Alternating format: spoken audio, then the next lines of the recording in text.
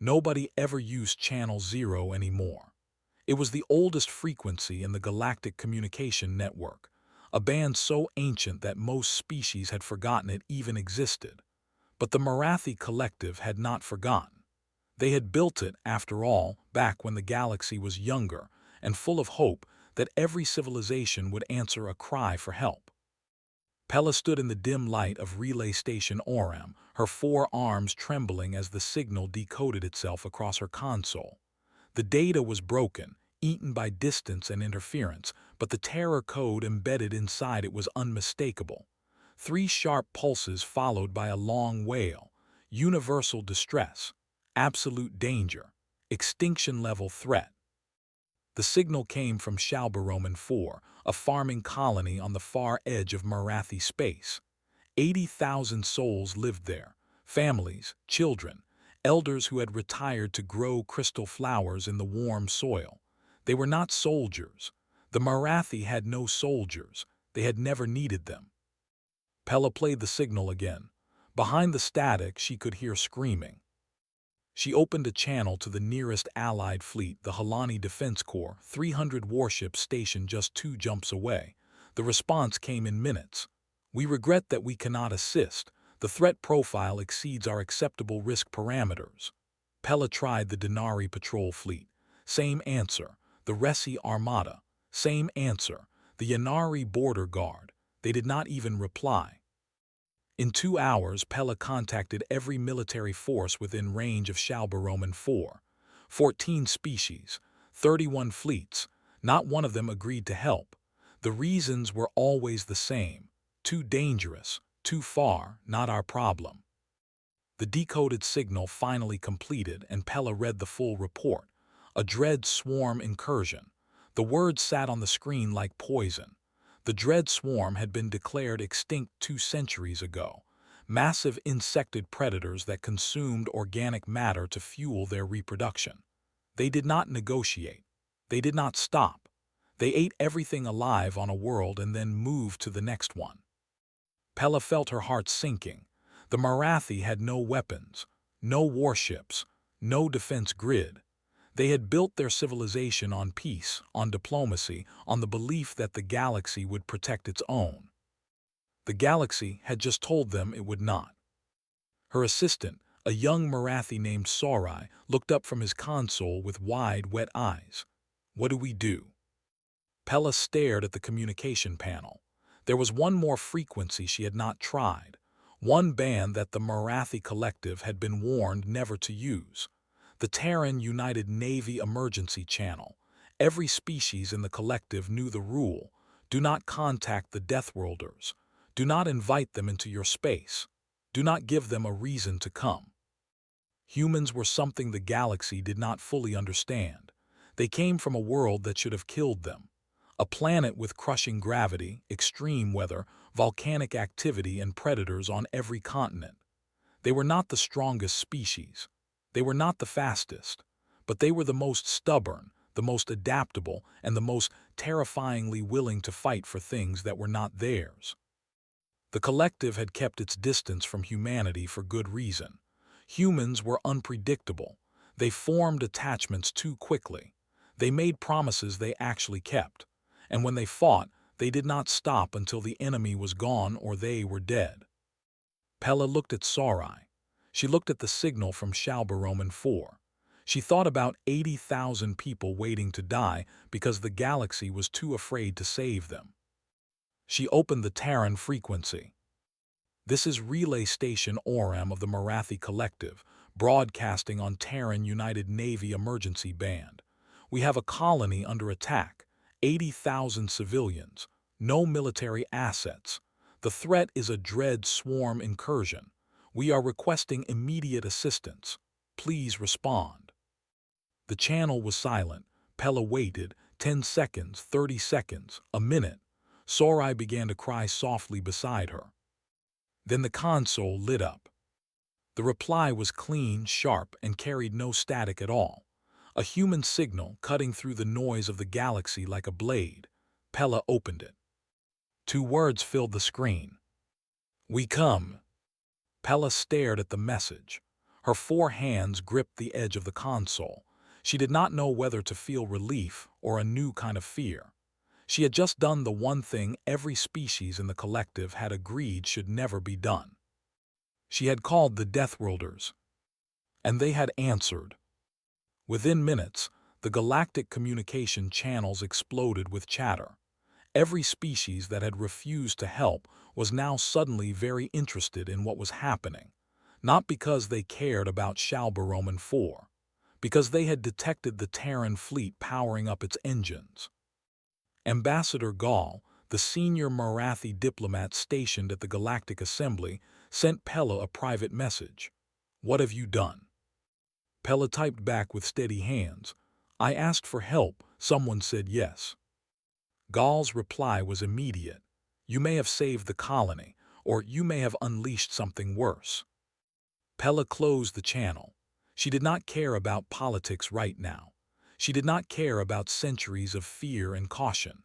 Somewhere on Shalbaroman 4, people were dying, and somewhere in the dark between stars, human warships were already moving toward them. That was enough. The mess hall of the ton carrier, relentless, smelled like burned coffee and engine grease.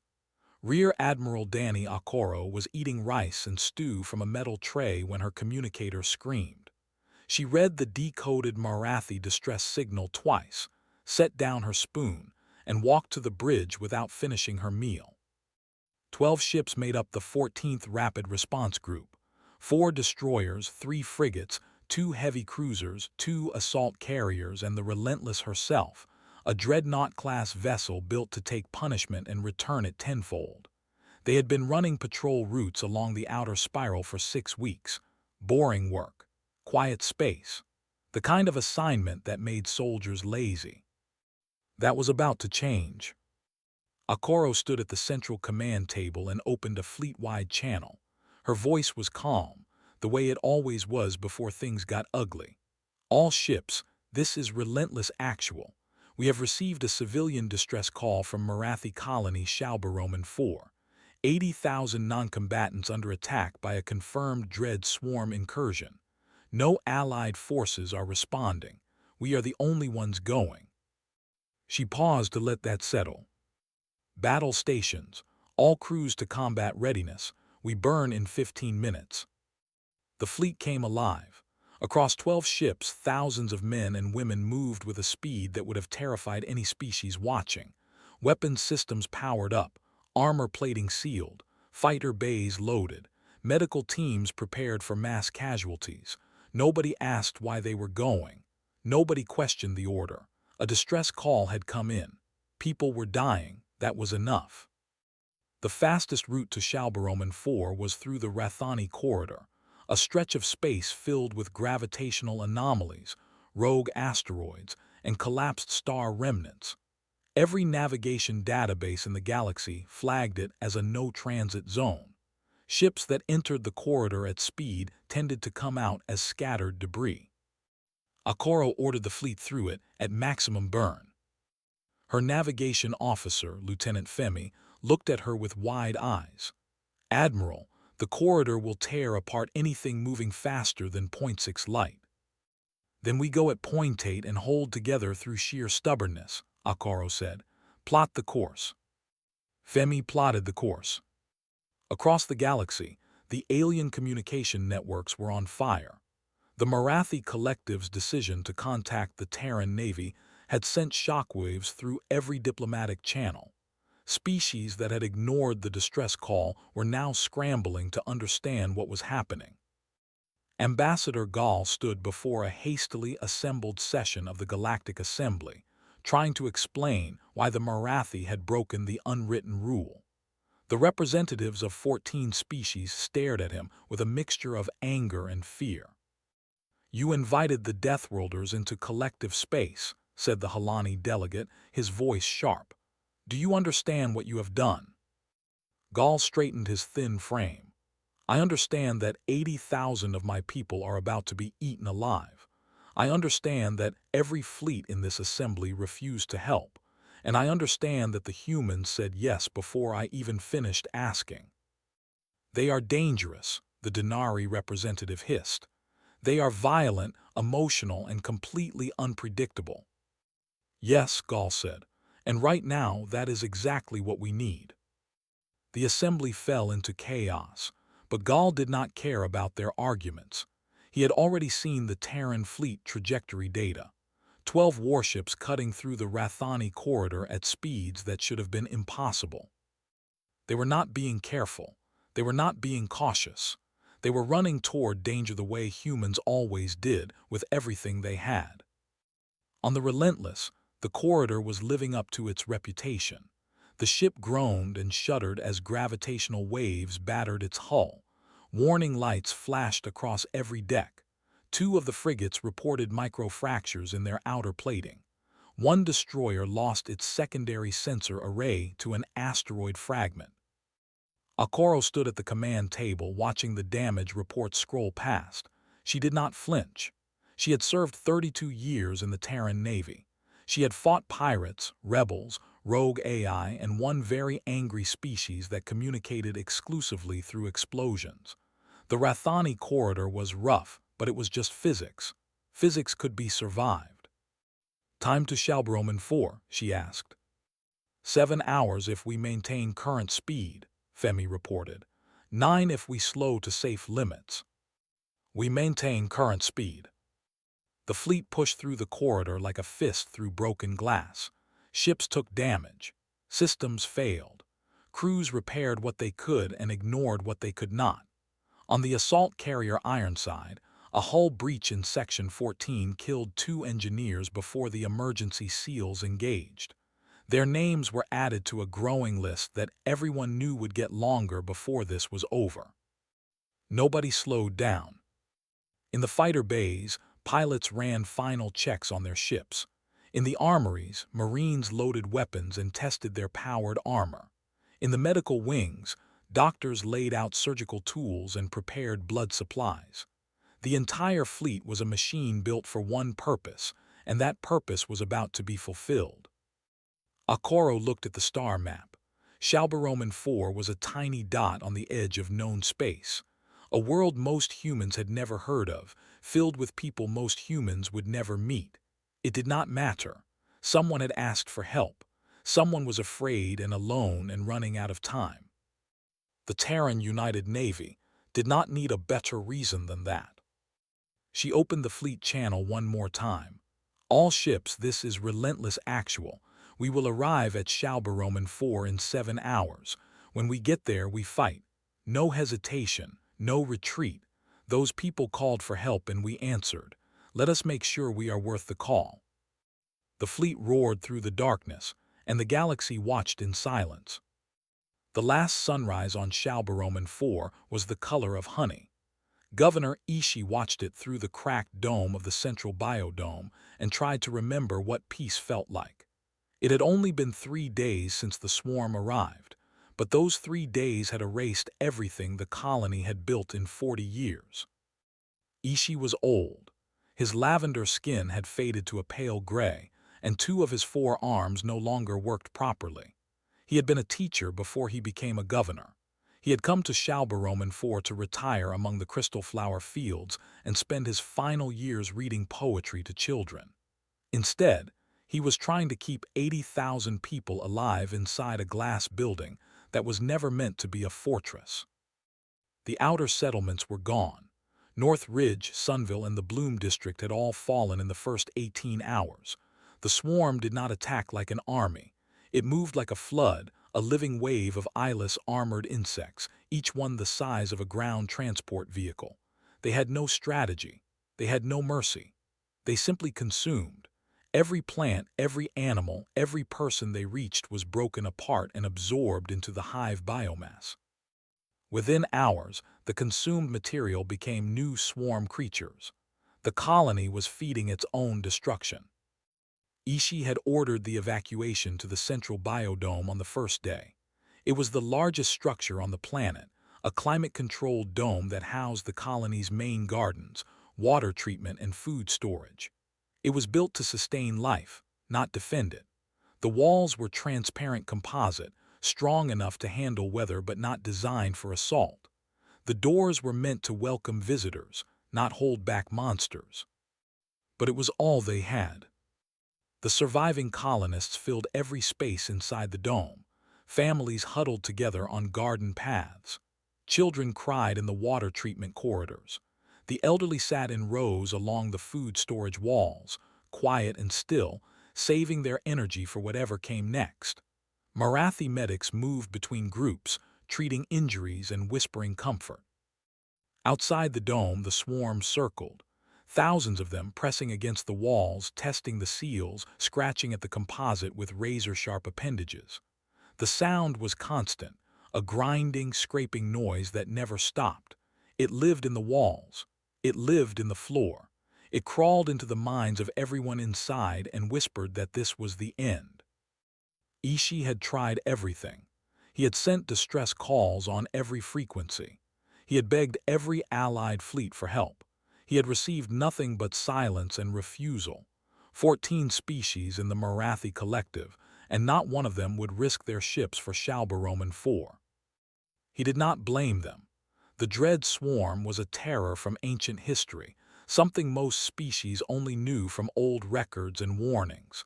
To fight the swarm was to gamble everything on a battle where the enemy grew stronger with every body it claimed. No rational species would take that bet. On the second day, the swarm breached the outer greenhouse complex. 200 colonists who had been sheltering there were lost in minutes. Ishi heard their screams over the communication channel before the signal cut out. He closed the channel and stood very still for a long time. On the third morning, Ishi sat down at the communication console in the dome's control room. He had one message left to send. Not a distress call, not a plea for rescue. He knew no rescue was coming. He opened a channel on the broadest frequency he could reach and began to speak. This is Governor Ishi of Colony Shalbaroman 4. I am recording this message for anyone who will listen. Our colony is surrounded. Our outer settlements have been destroyed. We have approximately 80,000 survivors in the central biodome. The swarm will breach our walls within hours. We have no weapons. We have no military. We have no way to fight. He paused. Around him the dome was silent. Thousands of eyes watched him, knowing what he was about to say. We are going to die here. I want the galaxy to know that we did not die hiding. We gathered our people together. We cared for our wounded. We held our children and told them stories. We lived as Marathi until the end. His voice cracked, but he kept speaking. I ask only one thing. Remember us. Remember that we were here. Remember that we called for help and the galaxy looked away. Do not let our silence become comfortable. Do not let Shalbaroman 4 be a name that is forgotten. He closed the channel. 7 light-years away, aboard the Relentless, a communications officer intercepted the message. She played it for Admiral Akoro without a word. Akoro listened to the entire recording. When it finished, she stood motionless for 5 full seconds. Then she opened the ship's intercom and played Governor Ishi's message for every soul on the Relentless. She played it for every ship in the fleet. 14,000 human beings listened to an old alien man say goodbye to his people. Nobody spoke when the recording ended. Nobody needed to. Akoro looked at her navigation officer. How much faster can we go? Femi checked the numbers. We can push another 12%. It will cost us the secondary drives on at least 3 ships. Do it. The fleet surged forward. Somewhere behind them, the galaxy was still arguing about politics and protocols and acceptable risk. Ahead of them, an old man was waiting to die. The humans were not going to let that happen. The sky above Shalbaroman 4 had been dark for 2 days, not from clouds, but from the swarm. Their organic ships hung in low orbit like a living ceiling, hundreds of black, pulsing masses connected by threads of biological tissue. They formed a blockade so thick that sunlight barely reached the surface. The colony lived in a permanent twilight, and the swarm controlled everything above and below. Then the stars came back. Not the real stars. Something brighter, something angrier. 12 points of white light punched through the swarm blockade like burning needles, and the sky split open with thunder that had no business existing in the vacuum of space, but somehow reached the ground anyway. The Terran 14th Rapid Response Group did not drop out of faster-than-light travel at a safe distance. They did not slow down to assess the situation.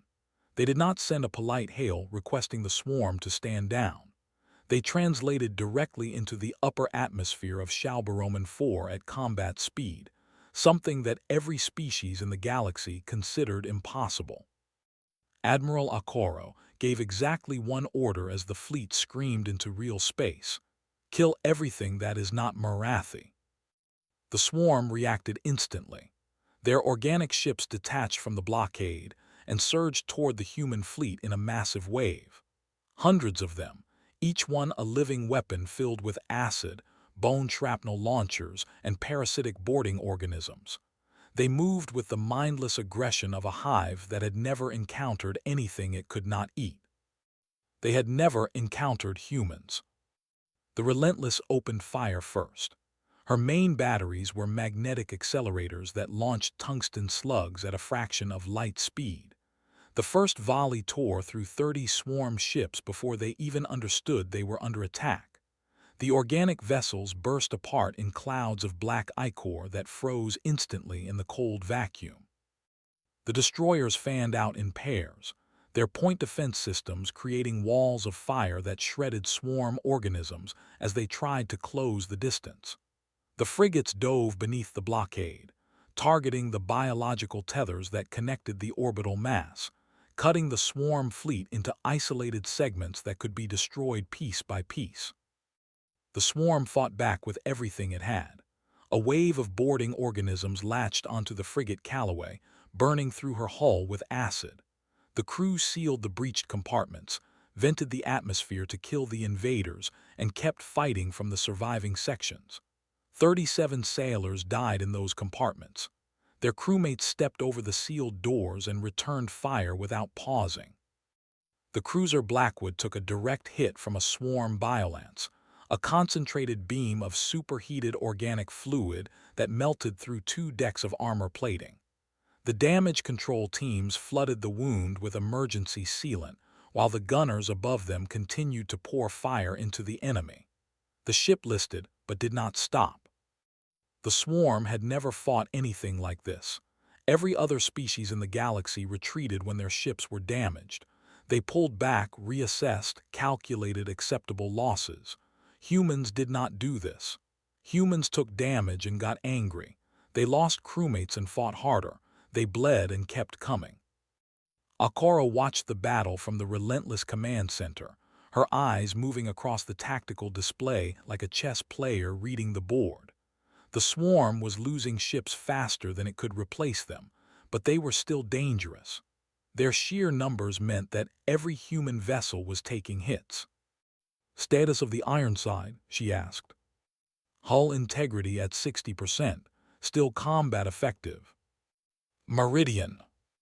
"Lost her port engine, compensating with maneuvering thrusters, still in the fight." "Gallant and Spearpoint." "Silence." Akoro looked at her tactical officer.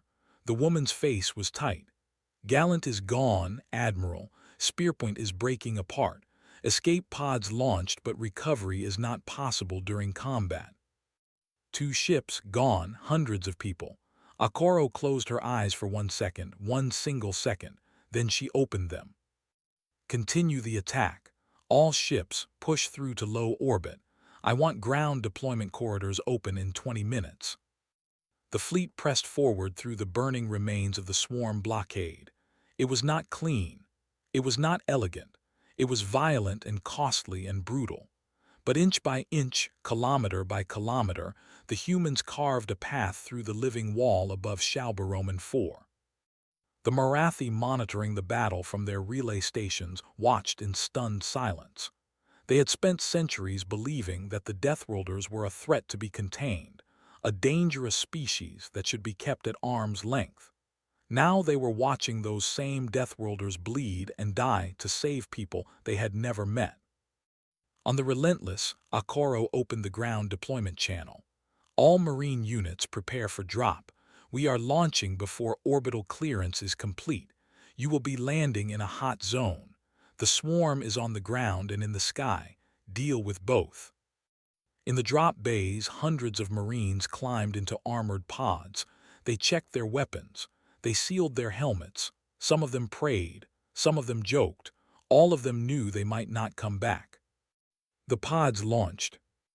They fell through the burning sky like iron rain, punching through swarm organisms and debris, trailing fire and smoke as they plummeted toward the surface.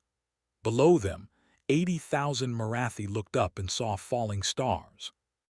For the first time in 3 days, they were not stars of destruction. They were stars of hope. The drop pod hit the ground so hard it cracked the stone beneath it.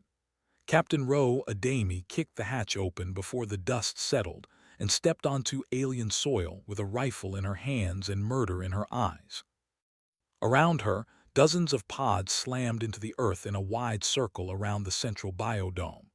Marines poured out of each one, forming firing lines with a speed that came from years of training and a fury that came from listening to an old man say goodbye to his people. They had all heard Governor Ishii's message, every single one of them. The swarm met them immediately. The first wave came from the east, a wall of armored insects moving across the open ground like a black tide. Each creature was massive, eyeless, covered in plates of natural bone armor with mandibles that could cut through steel. They did not roar. They did not hesitate. They simply charged. The Marines opened fire. Kinetic rounds tore into the swarm line. Plasma cutters burned through armor plates.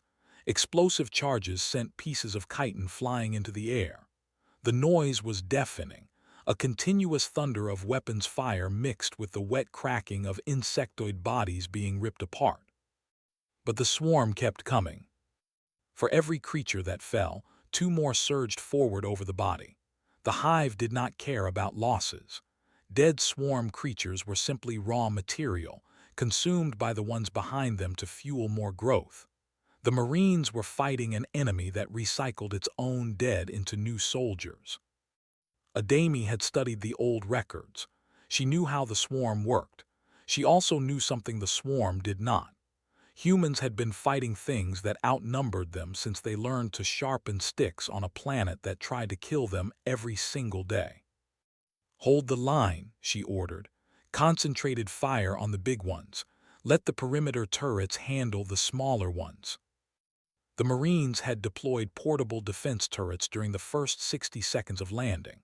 Automated kinetic guns that tracked movement and fired without stopping. They created kill zones around the biodome, turning the open ground into a graveyard of shattered swarm bodies. Inside the biodome, the Marathi watched through the transparent walls. They had never seen anything like this. They had never seen any species stand in front of the swarm and refuse to move. The humans did not run. They did not fall back. When a Marine went down, the others closed the gap and kept shooting.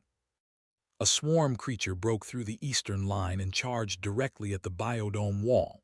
Its mandibles struck the composite surface and cracked it. Before it could strike again, a Marine named Corporal Diallo sprinted across open ground, jumped onto the creature's back, and shoved a plasma cutter into the gap between its head plates. The creature thrashed and collapsed. Diallo rolled off, stood up, and ran back to the line with burns across his arms. He picked up his rifle and kept fighting. The Marathi children pressed their faces against the glass and stared. On the south side of the biodome, a section of wall had collapsed from earlier swarm damage. It was a gap 20 meters wide, and the swarm was pouring through it. Adami redirected a full platoon to the breach. The fighting there became close and personal. Marines used rifle butts, combat knives, and in one case, a helmet swung like a club when a soldier's weapon jammed. Adami herself fought at the breach for 40 minutes. She emptied 6 magazines, broke her combat knife in a swarm creature's eye socket, and took a gash across her left shoulder from a mandible that got too close. She did not stop. She could see the Marathi behind her, hundreds of them huddled just meters from the breach. Elders, children, families holding each other. A swarm creature got past the line and lunged toward a group of Marathi elders who could not move fast enough to flee. Sergeant Nadia Bello threw herself between the creature and the civilians. She hit it with everything she had, her rifle firing point-blank into its underbelly until it collapsed on top of her. Her squad pulled her out. She had 3 broken ribs and a punctured lung. She was still conscious, still trying to get back in the fight when the medics sedated her. Governor Ishii watched from the control room. He had seen the pods fall from the sky. He had heard the explosions and the gunfire. He had watched aliens he had never met throw themselves into death to protect people they did not know. He watched Adami carry a wounded Marathi child in one arm while firing her sidearm with the other, running through the chaos to deliver the child to a medical team inside the dome. The child was small, maybe 4 years old, with wide golden eyes that did not understand what was happening. Adami set the child down, checked for injuries, and ran back to the fight without a word. Ishii had spent his life believing that violence was the failure of civilization. He had taught his students that peace was the highest achievement any species could reach. He still believed that, but watching the humans fight and bleed and die on his colony's soil, he understood something new. Peace was a gift, and sometimes the price of that gift was paid by someone willing to stand in the fire so others did not have to burn. The battle raged for 6 hours. The swarm threw everything it had at the biodome. The Marines held. They bent, they bled, they lost people. But they did not break. When the last wave finally faltered and the swarm pulled back to regroup, Adami stood at the breach in the biodome wall, covered in alien blood and human blood, and dust from a world she had never visited before today. She looked at the Marathi watching her from inside the dome. She gave them a tired nod. They stared back with something she had never seen in alien eyes before. Not fear, not confusion. Gratitude. Silence was a strange thing on a battlefield. It did not arrive softly. It crashed down like a weight, sudden and heavy, filling the spaces where screaming and gunfire used to live. When the last swarm nesting site was turned to glass by orbital bombardment from the Relentless, the silence that followed was so complete that people forgot how to breathe for a moment.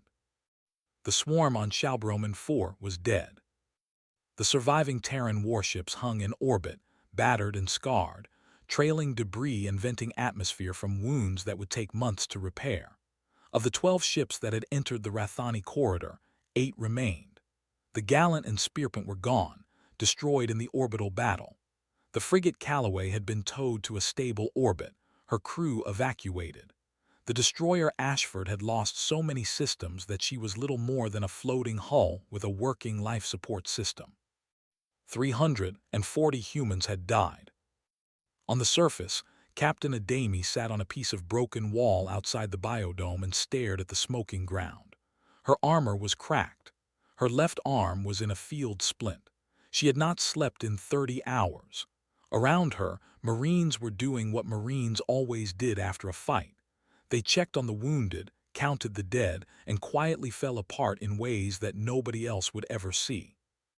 Admiral Akoro came down from the Relentless on the first shuttle. She walked through the biodome slowly, taking in the scene.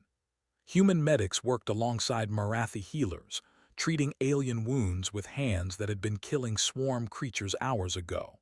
A Marine sergeant was teaching a group of Marathi children how to play a clapping game, his bandaged hands moving gently while the children laughed for the first time in days. A Navy engineer was already welding patches onto the collapsed section of the biodome wall, muttering about structural integrity, while a Marathi elder held a light for her. Akoro found Governor Ishii in the control room.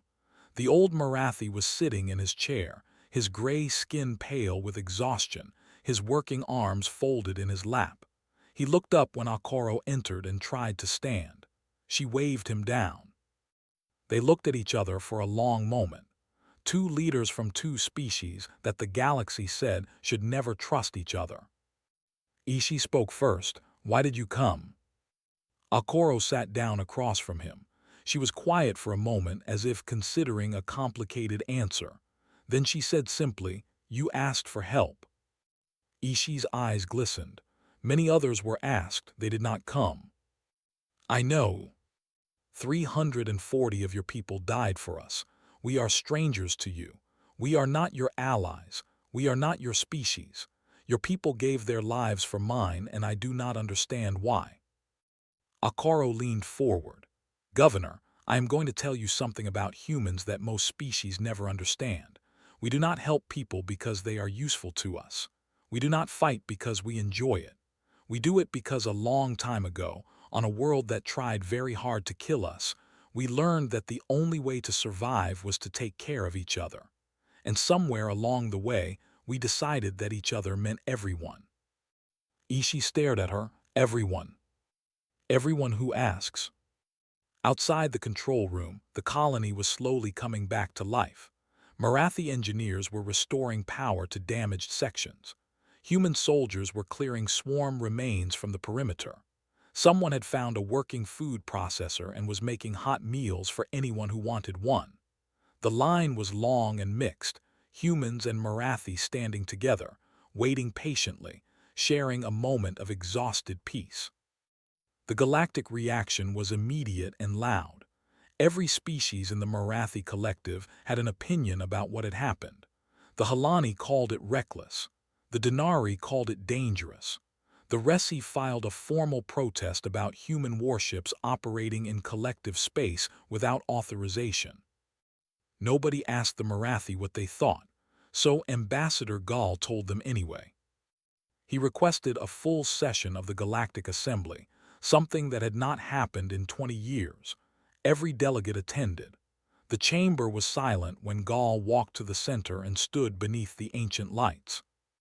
"3 days ago, I stood before many of you and asked for help. You refused, all of you. Every fleet, every navy, every defense force in this assembly looked at the distress call from Shalbaroman 4 and decided that 80,000 Marathi lives were not worth the risk." He paused. The humans did not refuse. They did not calculate risk. They did not debate. They heard a cry for help and they came. They flew through the Rathani corridor at speeds that should have destroyed their ships. They fought through a swarm blockade that outnumbered them 50-1. They dropped their soldiers onto a planet they had never seen to defend people they had never met. His voice grew quiet but did not waver. 340 humans died on Shalbaroman 4. They died protecting strangers. They died because someone asked for help and they believed that was reason enough. We have spent centuries calling them Deathworlders. We have feared them. We have avoided them. We have treated them like a disease to be contained. He looked across the chamber at every delegate. "Today, 80,000 of my people are alive because of those Deathworlders. So I am done being afraid. The Marathi Collective formally requests a mutual defense treaty with the Terran United Navy. And if any of you have a problem with that, I invite you to explain it to the families on Shalbaroman 4 who are alive tonight because humans chose to die for them." The chamber erupted, but Gal was already walking out. 6 weeks later, Pella sat at her console in Relay Station Oram. The treaty had been signed. The galaxy was still arguing about it. She did not care. She had a job to do. A new signal came in. Another distress call. Another colony. Another species begging for someone to answer. Pella opened the Terran frequency without hesitation. The reply came in 11 seconds. 3 words. "Already en route." Pella smiled. For the first time in her life, she was not afraid of the Deathworlders. She was grateful for them.